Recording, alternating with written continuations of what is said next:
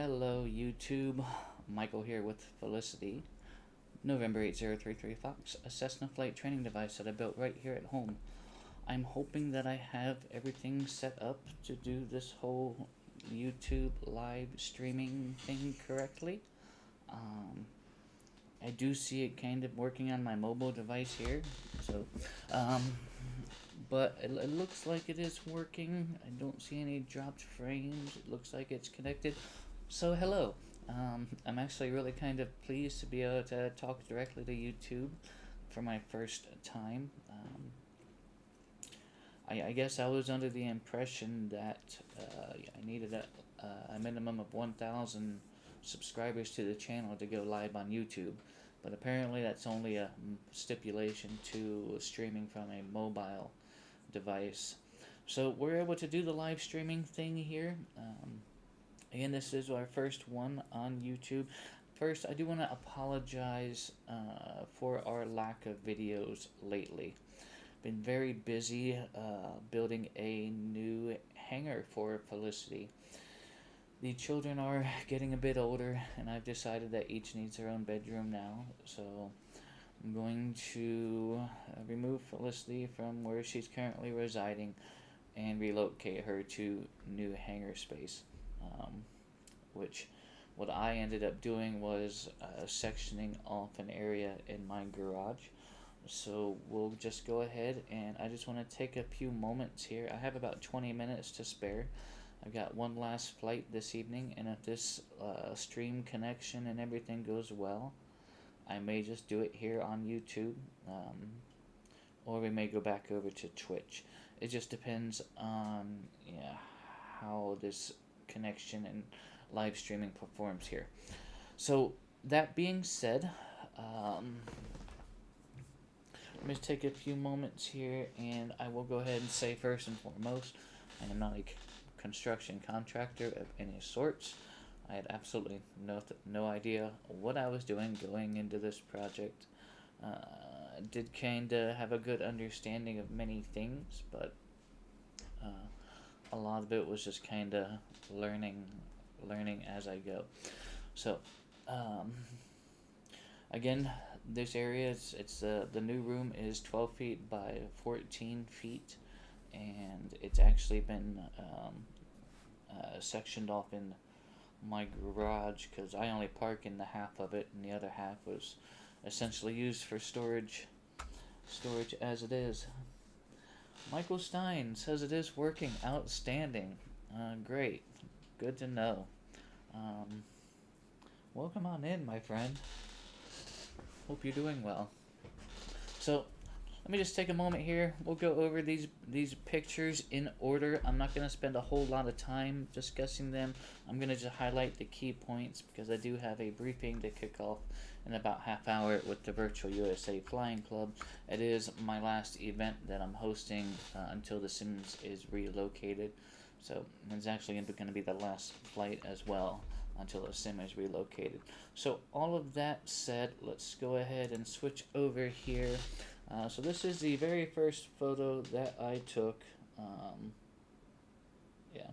That I took of this whole process. As you can see, it's kind of right there in what I would call my garage, and I started doing the framing just from what I knew, 16 inches on center.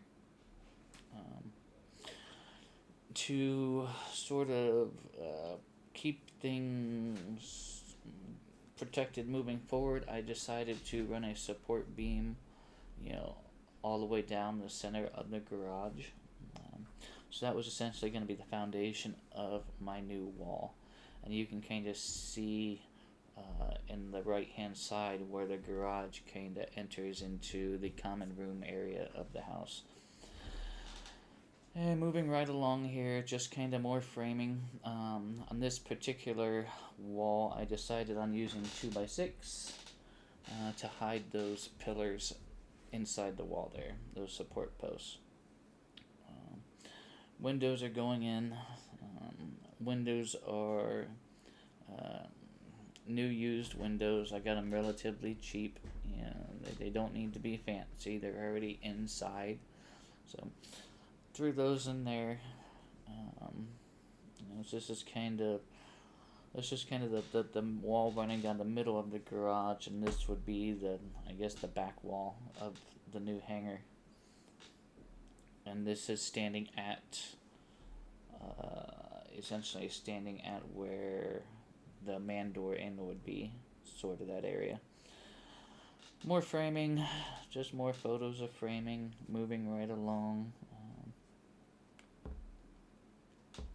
I did kind of go photo hoppy along the process here. So the windows are installed. Got the doorway kind of roughed out there, the new man door.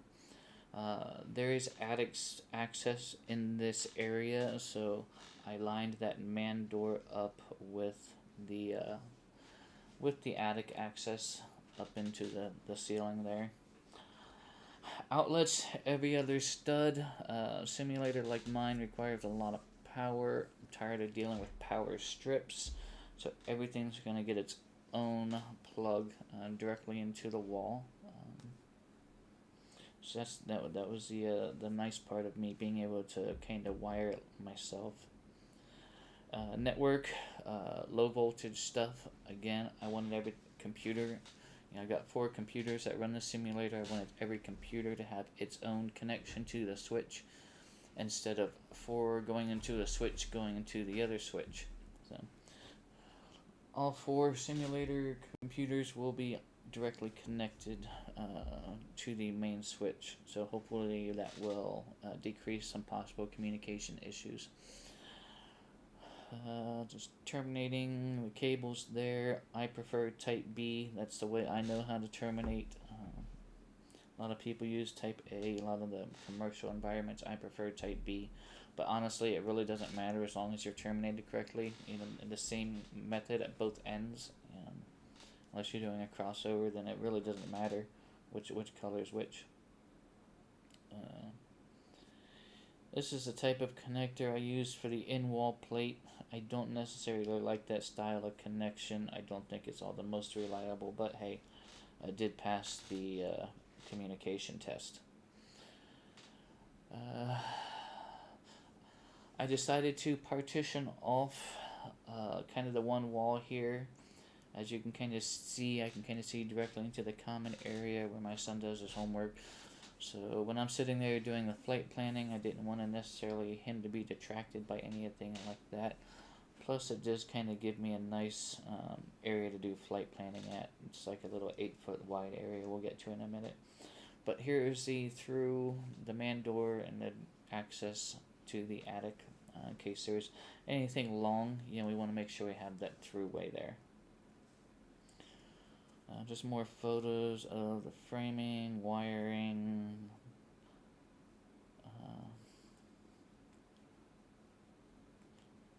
OSB sheathing is starting to go up.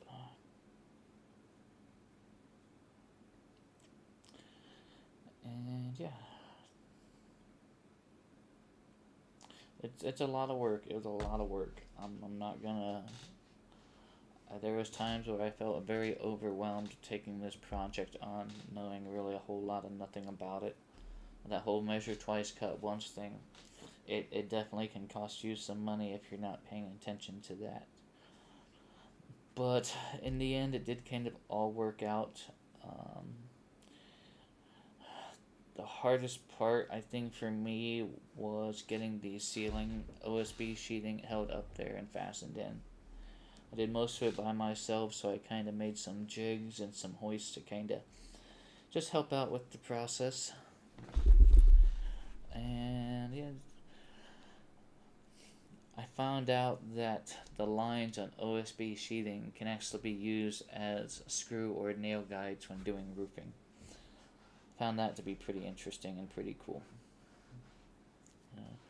More sheathing going up.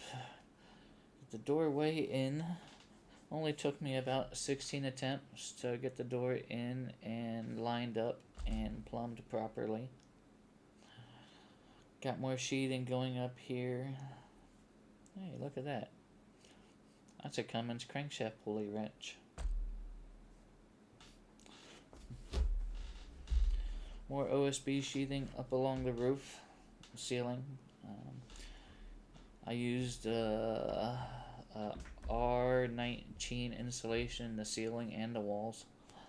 It does work out pretty well. I can certainly tell the temperature difference. A lot of temporary lighting up and down, while I'm doing the ceilings and whatnot.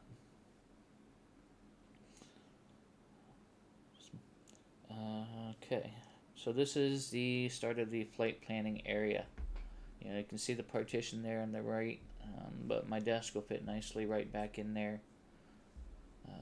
The two low voltage cables you see there, that's USB and HDMI to reach across the room to get to the computer.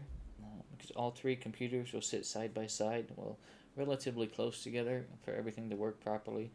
And then I just need to run the drop over for my desk monitor and the USB hub for keyboard and stuff. So hopefully that's not too long of a run. It's 30 feet of USB, but it is amplified, so it should be alright for USB 2.0, which is all I use anyway. Yeah. Doorway. More shots of the doorway. I took a lot of these pictures so I can send them to other people, like, hey, does this look right? Insulation going up. I kind of use these 1x1 gray mats on the floor as kind of a template and guide to kind of see how big, furniture and things are.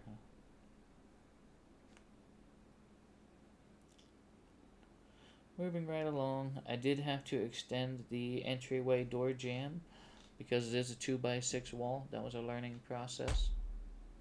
Worked out alright though.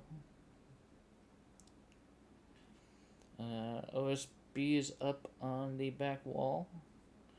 This was a little bit tricky. This is where all the cables kind of come up from the basement and go up into the sub-fuse box. The main is actually out in the garage, which feeds the sub panel. But those wires were already so stressed, it was already such a tight bend. I needed to figure out how to wall that area but not stress those cables. So I did end up adding a couple 2x4s to space out that wall. So I guess like a sub wall, I guess. So I added some 2x4s there.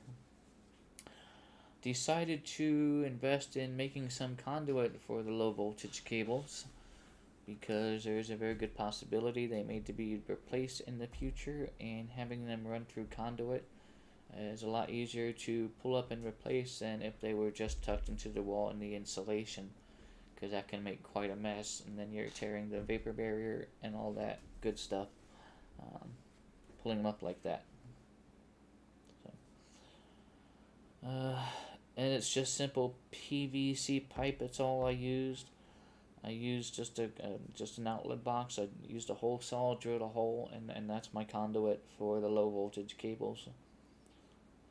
I did that on both sides, and here you can kind of see the nude stairway I did up into the common room. Then looking into the hangar, decided I needed a new pool for the attic.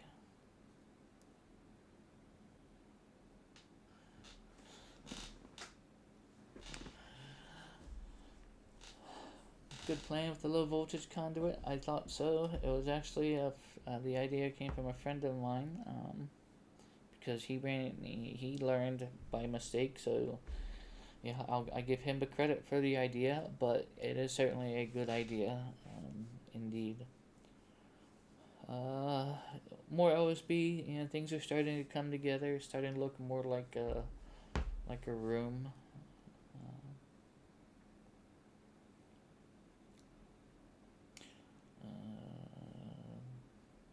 Just as much as I paid for the OSB, I needed to explain the value somehow, and this was about the best way I can come up and figure out how to explain the value of that particular OSB. So I don't even want to say the value as just except for what I paid for it. It's not even the value of the OSB; it's what I paid for it. So that makes it at least worth what I paid for it, I suppose. Yeah, patching some seams in my very low budget ceiling here. A little mud and a little sanding. That's my ceiling.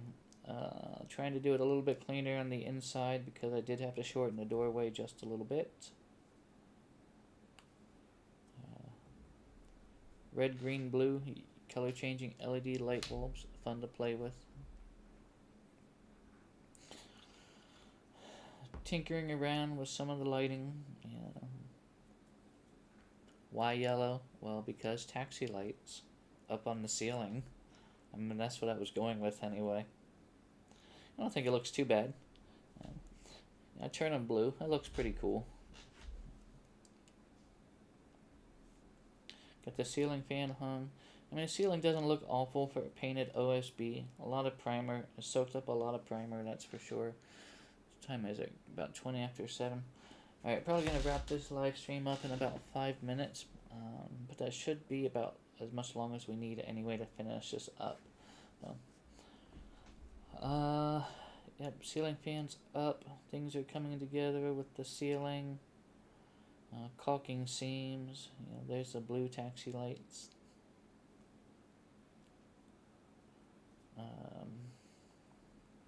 Floor work. Self-leveling floor compound. Definitely needed a lot of work on this floor. I used mortar in some of the larger cracks and stuff, but it definitely took a lot of bags of self-leveling floor compound to even out this garage floor. And at this point, all I can do is say it's flat. I can't even say it's level. It's level, but it's flat now at least, but I can tell you it slopes down. But at least it's flat and it's not going to break the new flooring. So that was a learning process. Priming it. Hey. Some things I send to my girlfriend. Just playing around with the primer. A lot of leftover primer. Couldn't really do anything with it. Here we go. Fun stuff. Messy stuff. I did what I could. Followed the instructions. I mean, it did alright. It went down and it kind of flowed. In hindsight, if you're going to do something like this, you should do it all at once. Don't do it like me and get 3 bags, and then realize it's not enough. It's better to have all your material there and do it, add more if you need it, than to run out in the middle of your project, because then it just turns bad. So that was a learning experience itself. But the floor is coming together. I did take a little bit of a break for the floor to dry a little bit. Let's skip over a lot of this stuff here.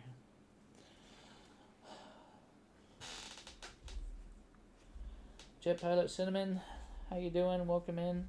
Excellent, we got ATC coverage. My briefing starts in about 5 minutes. We're gonna... Yep, this live stream's about done, but it does seem like the testing is working out. So there's the new wall panels. Wall panels are up slowly. The actual floor to ceiling height was a little bit longer than 8 feet, so I had to compromise and kind of go in the middle, and I finished it off with some pretty tall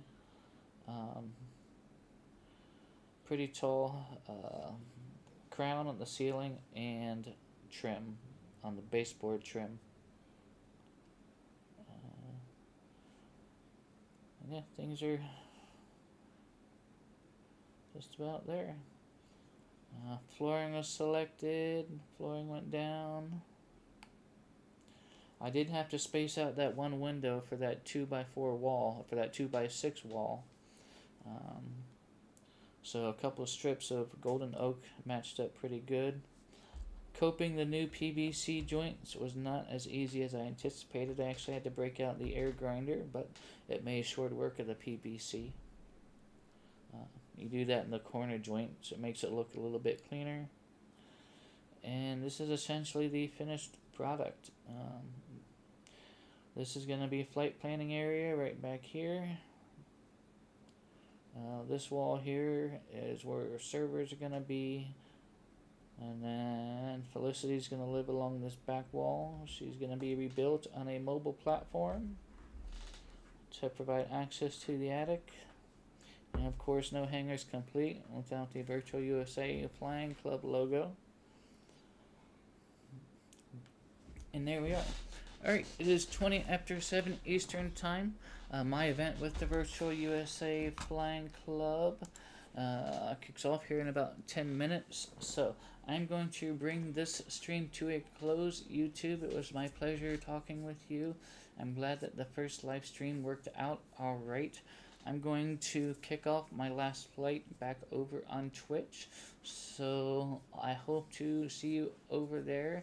If not, expect to see that flight hit the YouTube channel in a couple days, I would imagine. So it's my pleasure talking to you all. Thanks again, and we'll see you next time.